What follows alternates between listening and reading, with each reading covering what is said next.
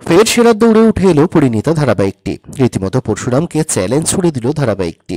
এদিকে সাহেব এবং সুস্মিতার কথা কিন্তু রইল কথাতেই। একই হাল কিন্তু আদিত্য রায়ের মিত্তির বাড়িরও। চলুন সময় নষ্ট না করে জেনে নিয়ে সপ্তাহে প্রকাশিত টিআরপি তালিকাতে কোন ধারাবাহিক রয়েছে কোন পজিশনে। পরশুরামকে পরিণীতা চ্যালেঞ্জ ছুড়ে দিলেও পরশুরামকে হারাতে কিন্তু ব্যর্থ পরিণীতা।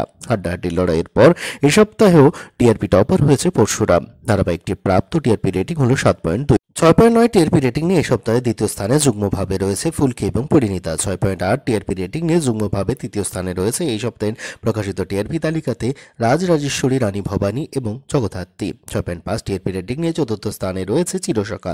6.3 টিআরপি রেটিং নিয়ে পঞ্চম স্থানে রয়েছে রাঙ্গামতি তীরন্দাজ। 5.4 টিআরপি রেটিং নিয়ে জিতু এবং দিদিপ্রিয়া চিরদিন তুমি যে আমার রয়েছে তালিকায় ষষ্ঠ স্থানে। 5.4 টিআরপি রেটিং নিয়ে সপ্তম স্থানে যুগ্মভাবে রয়েছে অনুরাগের ছোঁয়া এবং গৃহপ্রবেশ ধারাবাহিক দুটি। 5.1 টিআরপি রেটিং নিয়ে অষ্টম স্থানে রয়েছে টিআরপি তালিকাতে প্রতীক সেনের আমাদের দাদামণি ধারাবাহিকটি। এ সপ্তাহে নবম স্থানে রয়েছে সাহেব এবং সুস্মিতার কথা ধারাবাহিকটি। ধারাবাহিকের প্রাপ্ত টিআরপি রেটিং হলো 4.9। সবশেষে 4.1 টিআরপি রেটিং নিয়ে তালিকার দশম এবং অন্তিম স্থানে রয়েছে কোন গোপনে মন ভেসেছে ধারাবাহিকটি। তবে এই সপ্তাহেও কিন্তু প্রথম 10-এ জায়গা হলো না আদ্রিত রায়ের মিত্তির বাড়ি ধারাবাহিকটির।